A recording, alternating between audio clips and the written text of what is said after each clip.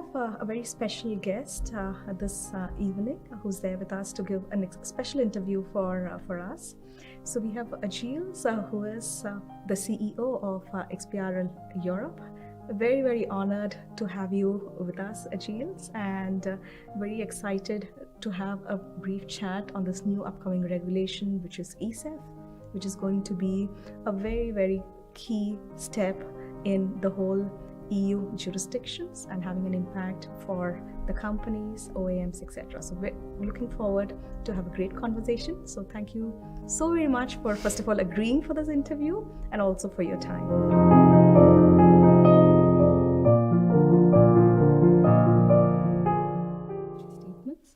So from an EU perspective, how ready do you think the issuers are, software providers are? Of course, there is an audit needed for ESEF.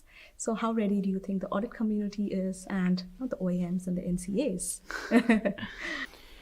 How the community is ready for ESEF? It's a good question. In fact, we could say that the issuers I would say it's average. The large company, they begin to be ready. This is evident. The big corporates are going to be ready, or they are already ready. They have working groups which are working on that. In my opinion, the problem is more with the middle caps. The middle caps, the small companies which are listed anyway on the market. In fact, they are not ready. Even they have not heard about ESEF, in my opinion, you know. So, I mean, there is a long process of awareness to continue during this year, even next year, because in fact, it will be in the rush. As for the software providers, I mean, they have made a lot of progress. Because, in fact, some months ago, they were not ready at all. In fact, some were very good at the extraction of the data, or even the processing of the data. Some were very good at publishing information, but to merge the two, it was not really the case. But what I've seen recently on the market is that we could say that the software vendors began really to be ready. Are they ready completely? I don't think so. Maybe we'll have to have a learning curve effect when we see really the end of a first batch of AFRs, the annual financial reports. They will be ready, yes.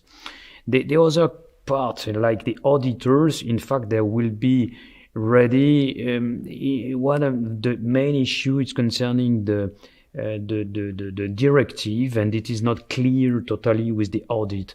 At the moment, there are some publication which has been made by the European Commission, by different bodies and so on, concerning the way to do the audit. So it's not totally finalized. It will be finalized in next month, and it will be, in addition, modified in each of the countries. So it will have an effect anyway on the ESEF reporting, because as simple as that, in the countries, in fact, the laws maybe sometimes have to be modified. So when a law has to be modified, the parliament has to vote for that.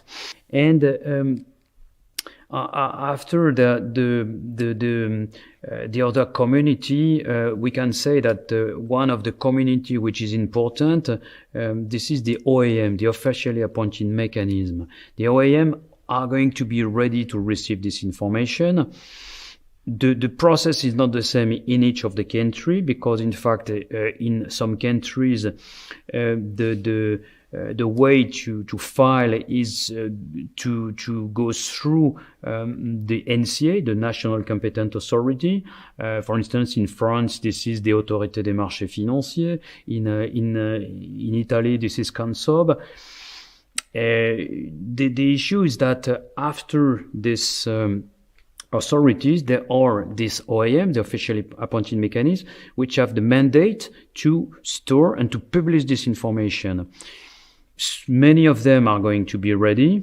Some of them are not ready at all because they are in more remote countries or in smaller countries where they are not ready, I could say. And so we can say that it is progressing.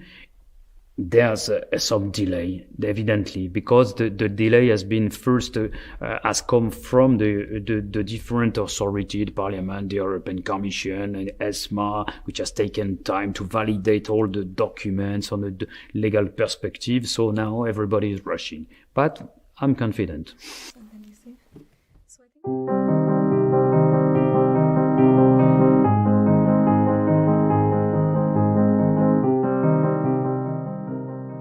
So now recently UK with the Brexit is no longer a member or a part of the EU. So what do you think is going to be the impact, and do you have any message for the companies in the UK, and any advice, anything that they should be watching out for? Very difficult question. In fact, Anu, I would say that Brexit is a very sensitive issue. I wouldn't dare to make any message to the companies there and so on, because UK has always been a country which is a friendly country, and they are friends, in fact. And they are cooperating. More than that, in fact, the UK has initiated many of the legislations in Europe. The legislations are called the directives, and the directives, in fact, have been initiated by many countries in which the UK has played a leading role. So, for instance, for ESEF, maybe it's not so known, but ESEF, one of the leading countries, was the UK. Correct. So, in fact, I would say that the impact of the Brexit, in my opinion, will not be so difficult for the UK companies, because and it has been shown this morning during the presentations that the new text which are going to be voted for by the UK Parliament are going to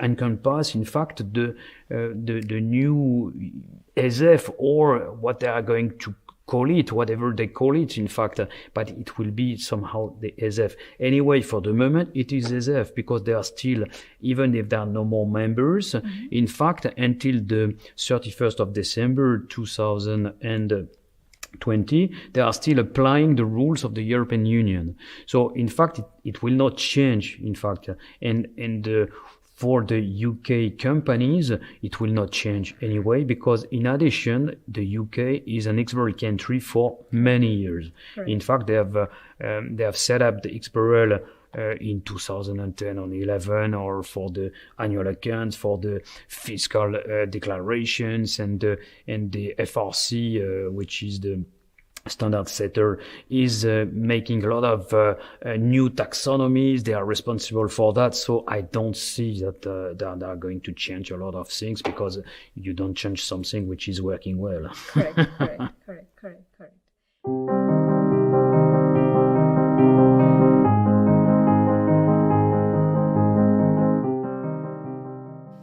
So what advice do you have for companies, since this is a new reporting format and EU is going the digital way? It's a good question, and in fact, kind of advice, I wouldn't dare to give many advice. The only thing is that this type of legislation has not been made in order to bother the companies. It is made in order to give the information to the market for the future, because this information is going to be consumed automatically by algorithm in the future. So the way it's going to be made, it's going to be something which is going to be very important to give confidence to the market.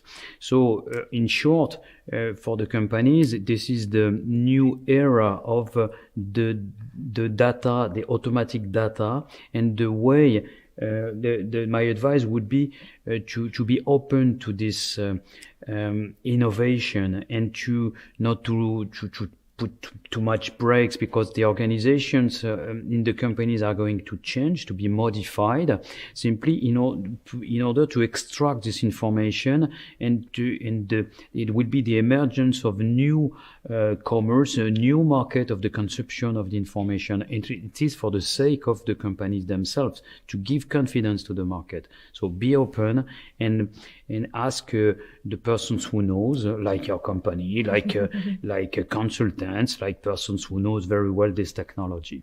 Okay. Thank you. And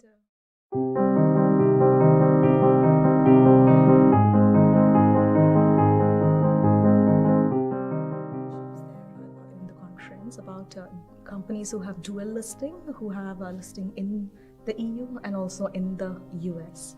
So I think companies have like a big question. Are we supposed to do the tagging 2 times? It's going to be double effort, etc. So what's your take on this, and what message do you have for those companies who have a dual listing?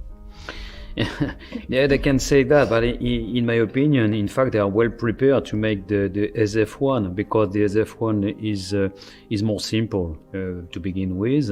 And so for them it will be much easier to make the European one than to make the American one, the US SEC one.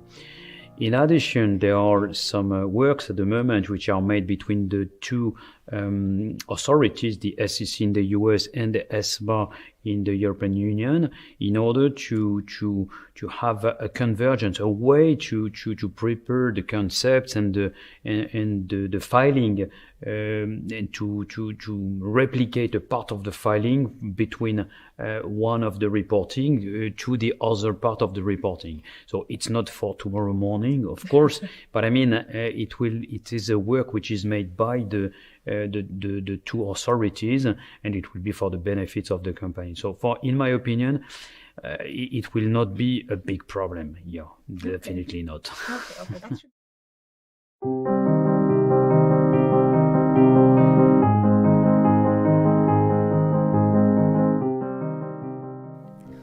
So another very interesting question, Gilles, is around the validations, because I think OEMs are referred to as storage mechanisms, who are just allowed to kind of receive files and not validate.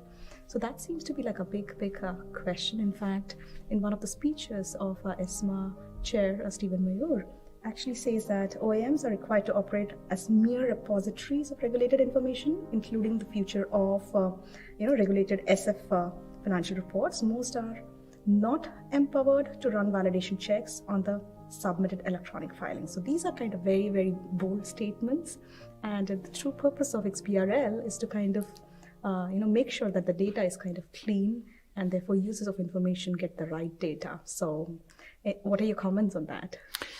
In fact, this is really related to this emergence of this new technology, because of course in the past the validity checks were made manually by different persons in the authorities, and the OEMs were just storing the information. So okay, it was very blunt, I would say, While now with the technology we have this possibility to make validity checks well in advance in the companies, and also it doesn't prove that the financial statement in ESEF will be of good quality.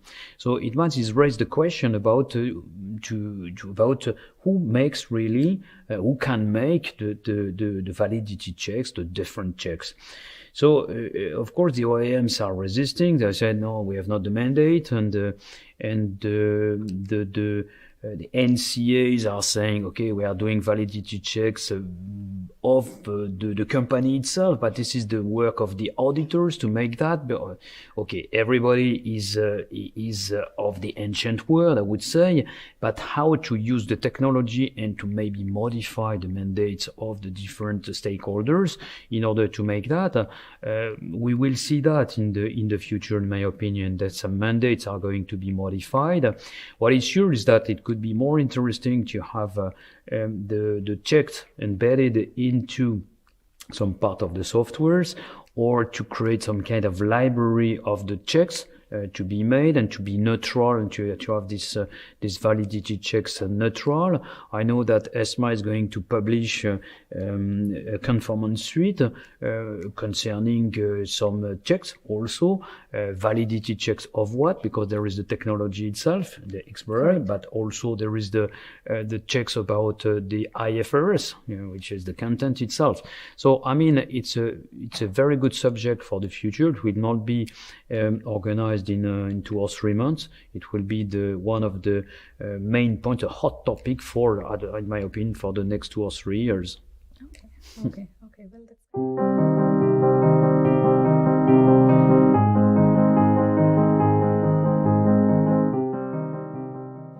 which companies put it up on their website. So in terms of ESEF reporting, we do understand the ESEF taxonomy has multiple languages, but do you foresee companies submitting multiple language iXBRL reports to the OEMs? It's a question interesting, in fact, because languages in the European Union, we have 21 or something like that languages for 27 countries, 28, 27 now. And so it means that evidently in the countries the publication is to be made in the local language.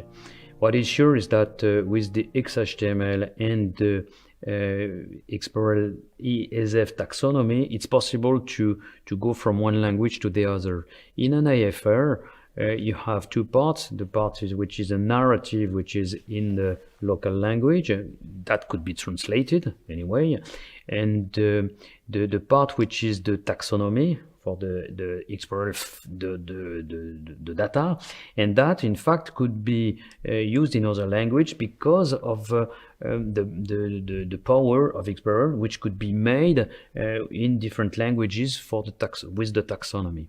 So it means that with the XBRL part, you can shift from one language to the other very easily because the translation have been made by the European Commission or under the supervision of the European Commission.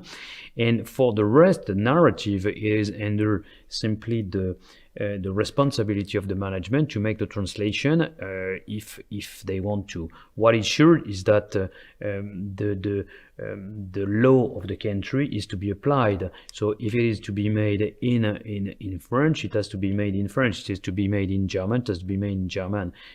Evidently, the report will be able to have that in English because this is some kind of common language which is used by everyone. Yeah.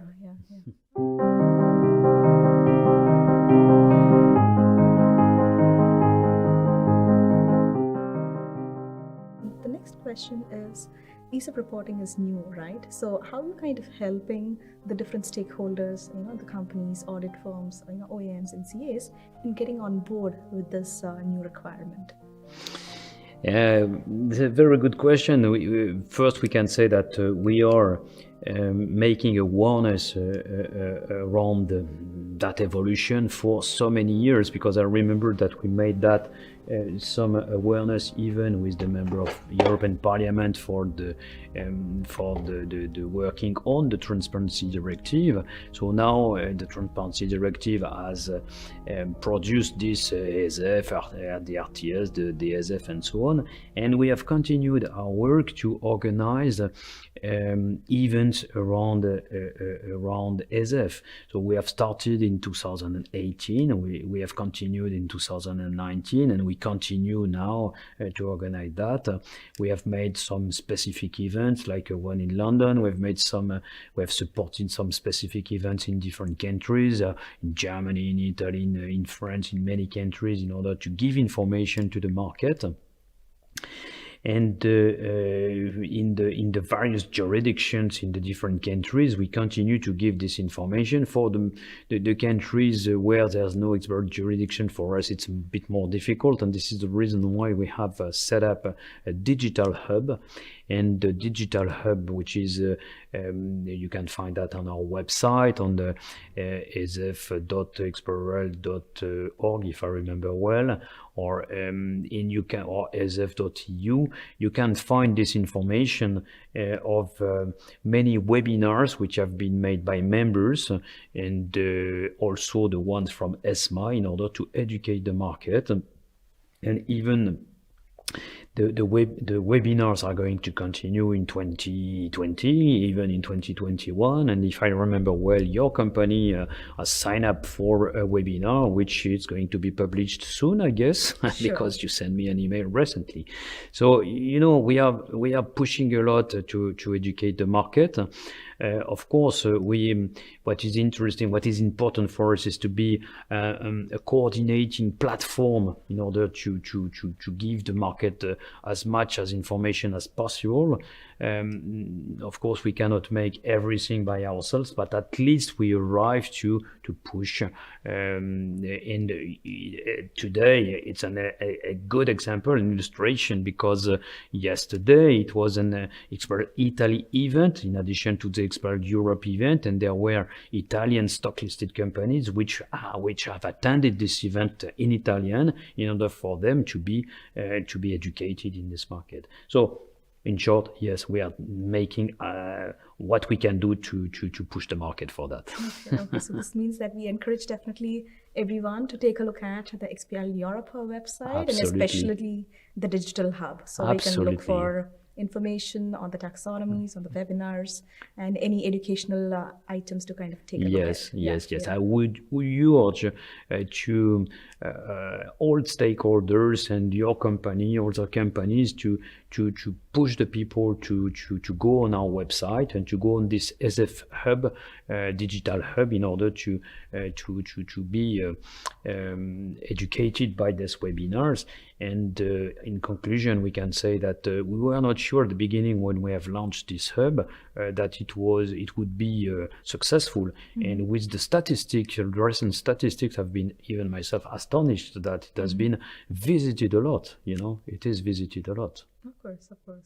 I think from our side, we are also trying to do our bit. Of course, we as a company are very, very passionate about XBRL and evangelize it a lot. So I think whenever we meet, companies, whenever we get, opportunities to kind of present, we kind of present and speak about XBRL, the reason why it is important.